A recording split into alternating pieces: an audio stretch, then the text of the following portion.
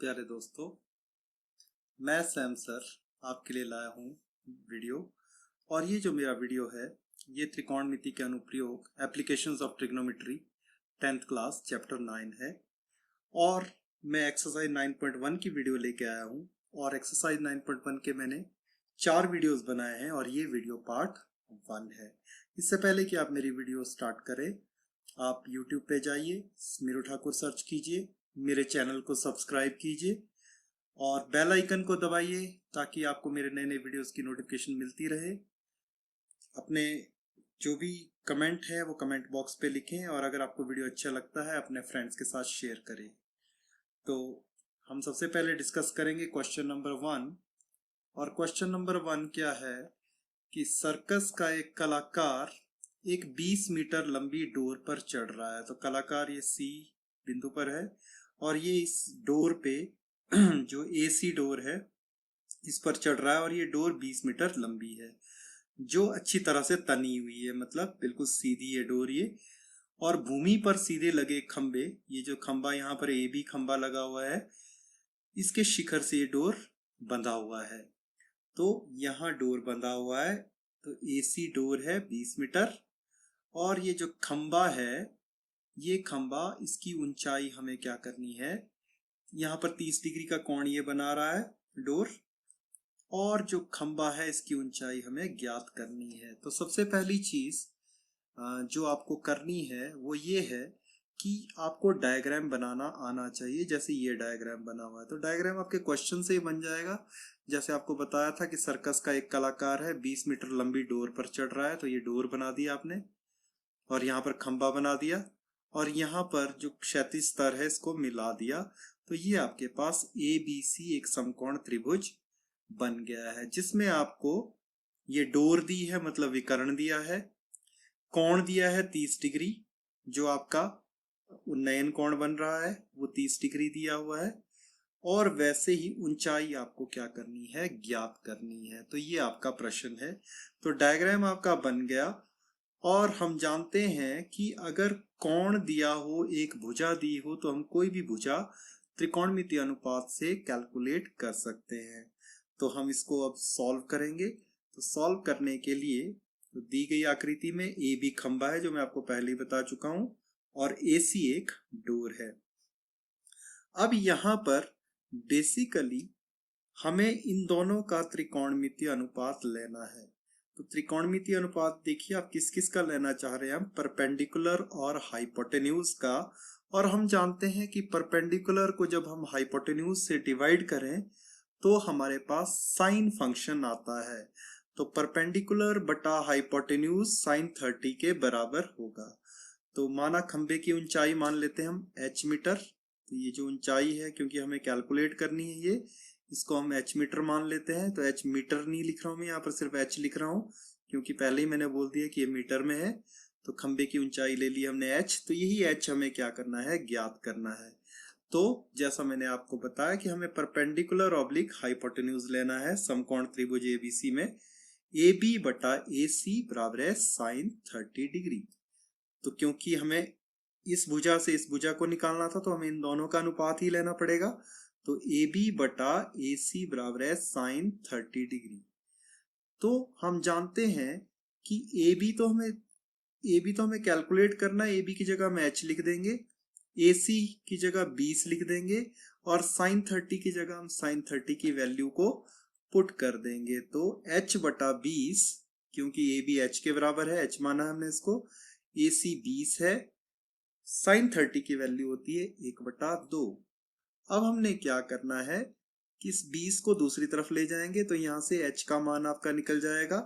तो h आ जाएगा 20/2 और 20/2 10 के बराबर होता है। तो h आ गया आपका 10।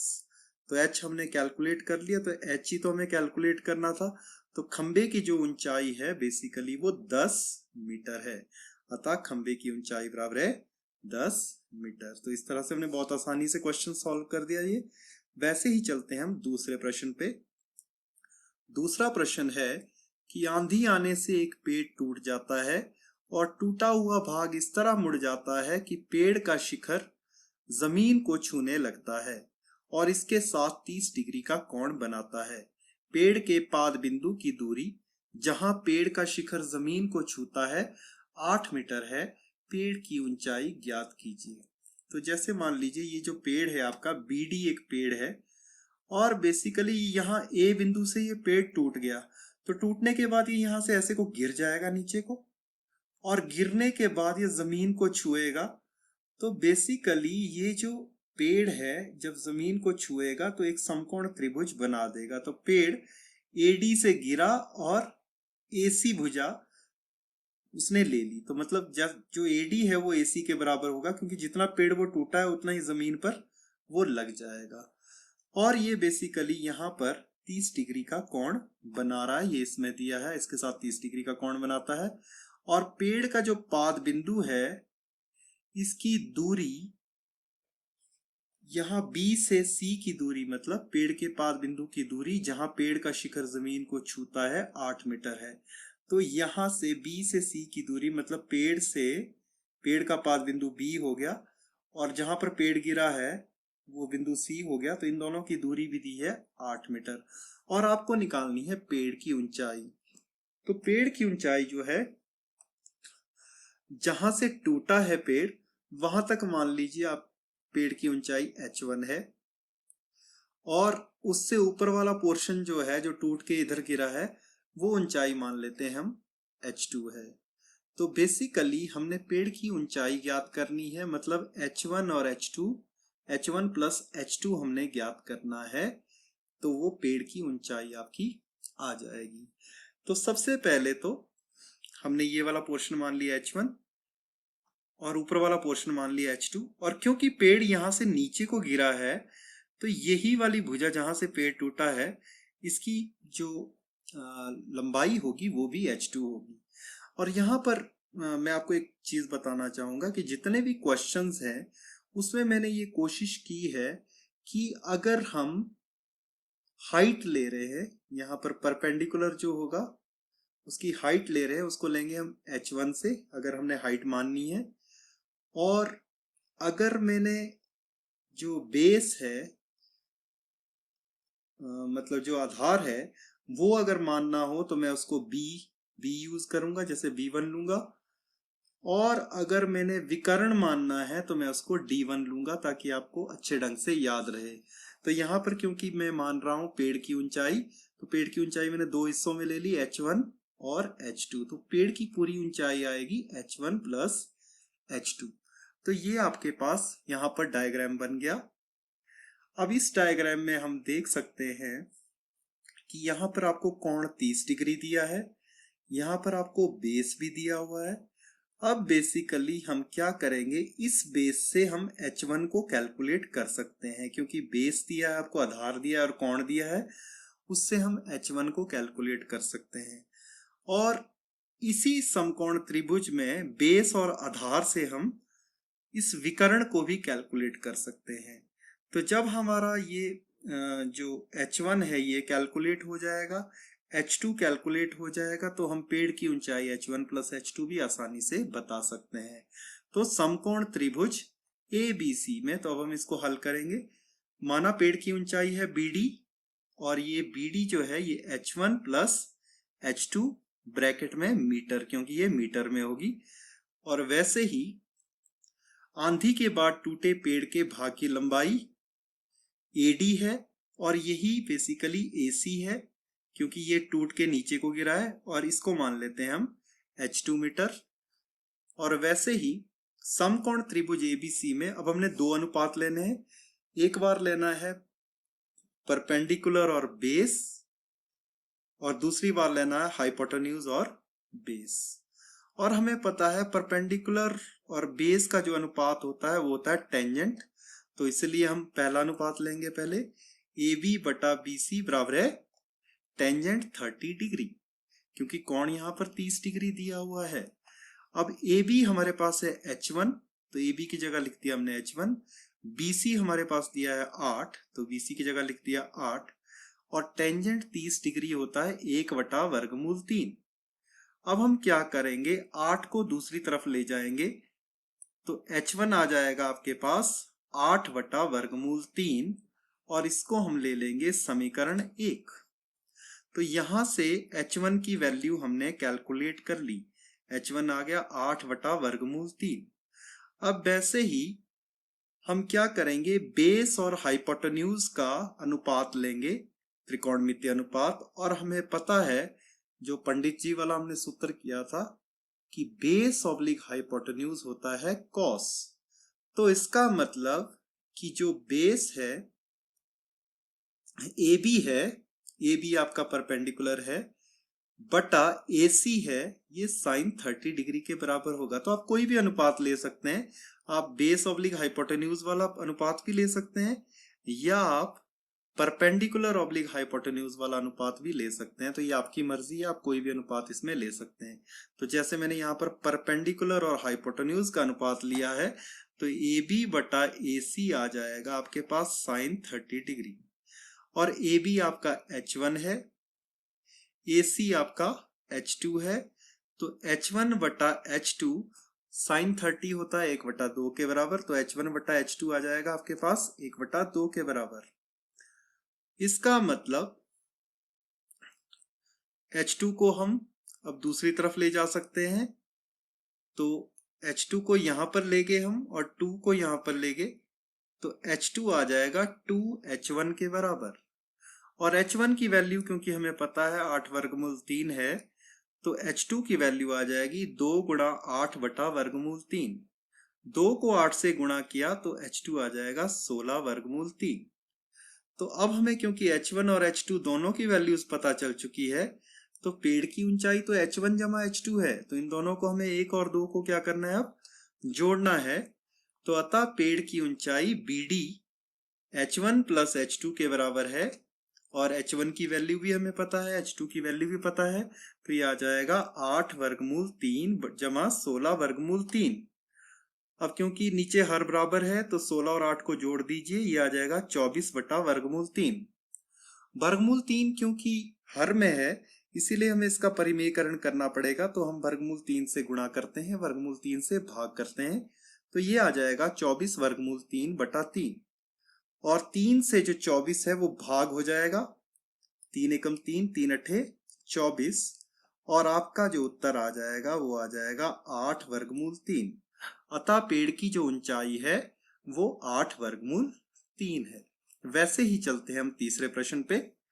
तो तीसरा प्रश्न है, एक ठेकेदार बच्चों को खेलने के लिए एक पार्क में 2 फिसलन पट्टी लगाना चाहती है। 5 वर्ष से कम उम्र के बच्चों के लिए वह एक ऐसी फिसलन पट्टी लगाना चाहती है जिसका शिखर 1.5 मीटर की ऊंचाई पर हो और भूमि के साथ 30 डिग्री कोण पर झुका हुआ हो। जबकि इससे अधिक उम्र के बच्चों के लिए वह 3 मीटर की ऊंचाई पर एक अधिक ढाल की फिसलन पट्टी लगाना चाहती है जो भूमि के साथ 60 डिग्री का कोण बनाती हो। प्रत्येक स्थिति में फिसलन पट्टी की लंबाई क्या होनी चाहिए। सबसे पहले तो हम स्थिति 1 देखेंगे। स्थिति 1 में मतलब पहली फिसलन पट्टी जो है वो पहली स्थिति होगी। तो स्थिति 1 में हम कैसी फिसलन पट्टी लगाना चाहते हैं, एक तो उसकी जो शिखर है वो 1.5 मीटर की ऊंचाई पर हो, तो ये शिखर बना दिया 1.5 मीटर की ऊंचाई पर, और भूमि के साथ 30 डिग्री का कोण बना रही हो, तो यहां पर 30 डिग्री का कोण बना दिया। और हम क्या देखना चाहते हैं इसमें कि ये जो फिसलन पट्टी जो है इसमें वो AC है, इसकी लंबाई कितनी होगी ये देखना चाहते हैं। तो क्योंकि ये विकर्ण है जिसकी लंबाई हम मान रहे हैं, तो इसीलिए मैंने यहाँ पर D1 यूज किया है। D मतलब डायगोनल, तो इसलिए क्योंकि विकर्ण हमने निकालना है इसमें, तो इसलिए मैंने इसको D1 लिया है।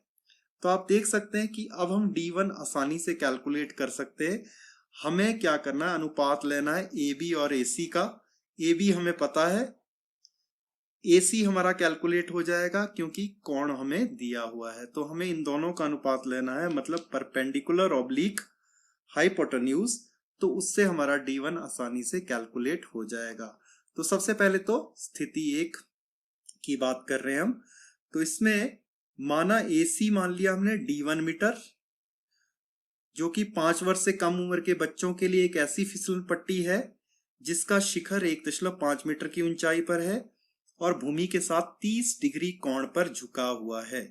और मैंने आपको बताया क्योंकि हमें ये भुजा दी हुई है और D1 हमने कैलकुलेट करना, तो इन दोनों का अनुपात हमने लेना है। तो AB बटा AC समकोण त्रिभुज एबीसी में आ जाएगा ए बी बटा ए सी साइन 30 डिग्री के बराबर। और ए बी है आपका 1.5, ए सी माना है हमने D1 और साइन 30 जैसे आपने पहले भी किया होगा कि साइन 30 की वैल्यू 1/2 होती है। तो यहां पर हम D1 को दूसरी तरफ ले जाते हैं और 2 को इस तरफ ले जाते हैं, तो 2 यहां पर गुणा हो जाएगा, तो D1 आ जाएगा 1.5 गुणा 2 मतलब 3। तो इसका मतलब फिसलन पट्टी की जो लंबाई है पहली स्थिति में वो 3 मीटर है। तो पहली फिसलन पट्टी की लंबाई तो हमने निकाल दी कि ये बेसिकली जो ये वाली जो फिसलन पट्टी है इसकी लंबाई 3 मीटर है। ये है छोटे बच्चों के लिए फिसलन पट्टी। वैसे ही दूसरी स्थिति में भी जो फिसलन पट्टी जो लगाना चाहते हैं वो है जो दूसरी स्थिति में क्या है कि 3 मीटर की ऊंचाई है और 60 डिग्री का कोण बनाती है। तो स्थिति 2 के लिए 3 मीटर ऊंचाई है उस फिसलन पट्टी की और ये 60 मीटर के कोण पर झुकी हुई है।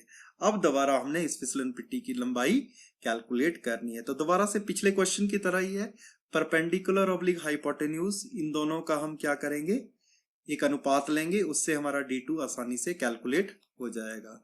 तो माना AC मान लिया हमने D2 मीटर, जो कि 5 वर्ष से अधिक उम्र के बच्चों के लिए फिसलन पट्टी है, जिसका शिखर 3 मीटर की ऊंचाई पर है। 1.5 मीटर नहीं आएगा यहाँ पर, यहाँ आएगा 3 मीटर की ऊंचाई पर है और भूमि के साथ 60 डिग्री का कोण बना रही है। 30 डिग्री का नहीं बना रही है, गलती से लिख दिया मैंने। तो यहाँ पर कितने डिग्री का कोण बन रहा है, 60 डिग्री कोण यहाँ पर बन रहा है। तो हम अब लेंगे समकोण त्रिभुज एबीसी में AB बटा AC बराबर है साइन 60 डिग्री, क्योंकि अब कोण बन रहा है 60 डिग्री का। अब AB हमारे पास 3 दिया हुआ है और AC हमने D2 मान लिया है, तो क्या आ जाएगा 3 बटा D2 बराबर है साइन 60 डिग्री। और साइन 60 डिग्री जैसा कि आप टेबल में भी देख पाएंगे ये वर्गमूल 3/2 के बराबर होता है। अब आप क्रॉस मल्टीप्लाई कर लीजिए। क्रॉस मल्टीप्लाई जब आप करेंगे D2 को आप इस तरफ ले आइए और वर्गमूल 3/2 को दूसरी तरफ ले जाइए, तो D2 आपका आ जाएगा 3 गुणा 2 बटा वर्गमूल 3 और 3 दूने होते हैं 6, तो ये आ जाएगा 6 बटा वर्गमूल 3। वर्गमूल 3 हर में है तो परिमेयकरण करना पड़ेगा, वर्गमूल 3 से गुणा वर्गमूल 3 से भाग, तो ये आ जाएगा 6 वर्गमूल 3 और वर्गमूल 3 को वर्गमूल 3 से गुणा किया तो आ जाएगा 3। अब 3 से 6 कट जाएगा तो आपके पास बच जाएगा 2 वर्गमूल 3। तो अतः फिसलन पट्टी की जो लंबाई है वो है 2 वर्गमूल 3 मीटर। वैसे ही चलते हैं हम अगले प्रश्न पे। तो अगला प्रश्न है कि भूमि के एक बिंदु से जो मीनार के पाद बिंदु से 30 मीटर की दूरी पर है, मीनार के शिखर का उन्नयन कोण 30 डिग्री है। मीनार की ऊंचाई ज्ञात कीजिए। तो उन्नयन कोण की बात की तो मतलब ऊपर को जो कोण बन रहा है, तो इसमें जो डायग्राम बनेगा, अब देखिए आप कि ये 30 मीटर है, यहां से मीनार, ये AB एक मीनार है, इसका पाद बिंदु जो है इससे जो दूरी है भूमि के एक बिंदु से वो है 30 मीटर, तो ये दूरी 30 मीटर ले ली हमने। कोण यहाँ पर 30 डिग्री का बन रहा है। उन्नयन कोण मतलब जो ऊपर को कोण बन रहा है मीनार के शिखर की तरफ को, वो 30 डिग्री है। AB इसमें मीनार है, तो हमें अब ये 30 मीटर दिया है बेस आधार, और आपको AB जो है उसकी ऊंचाई मतलब मीनार की ऊंचाई आपको ज्ञात करनी है। तो इसको मैंने H इसलिए लिया है क्योंकि हाइट हमने निकालनी है, तो इसलिए मैंने इसको H माना है यहाँ पर। तो ये बहुत ही आसान प्रश्न है। तो अब आपको जैसे आप देख पा रहे हैं परपेंडिकुलर और बेस के बीच में आपको अनुपात लेना है, और आपको पता है वो टेंजेंट के बराबर होता है। तो परपेंडिकुलर और बेस का अनुपात टेंजेंट 30 डिग्री के बराबर होगा। तो इसमें हम माना AB मान लिया हमने H मीटर, वो मीनार है, तथा C पाद बिंदु से 30 मीटर की दूरी पर एक बिंदु है। तो अब त्रिभुज समकोण त्रिभुज ABC में AB बटा BC आ जाएगा टेंजेंट 30 डिग्री के बराबर, और AB है H, BC है आपका 30, ये आ जाएगा 1/वर्गमूल 3 के बराबर, क्योंकि टेंजेंट 30 डिग्री होता है 1/वर्गमूल 3। अब 30 को इस तरफ ले आइए तो h आ जाएगा 30/वर्गमूल 3। इसका परिमेयकरण हमें करना पड़ेगा क्योंकि वर्गमूल 3 हर में है, तो ये आ जाएगा 30/वर्गमूल 3 गुणा वर्गमूल 3/वर्गमूल 3। ये आ जाएगा 30/वर्गमूल 3, वर्गमूल 3 को वर्गमूल 3 से गुणा करेंगे तो आ जाएगा 3, और बेसिकली 3 से 30 कट जाएगा, 3 एकम 3, 3 धाए 30, तो आपका आंसर आ जाएगा 10/वर्गमूल 3। तो अतः जो ऊंचाई आपके पास है मीनार की वो है 10/वर्गमूल 3 मीटर। तो इसी के साथ मेरा ये वीडियो यहीं पर खत्म होता है। Thank you.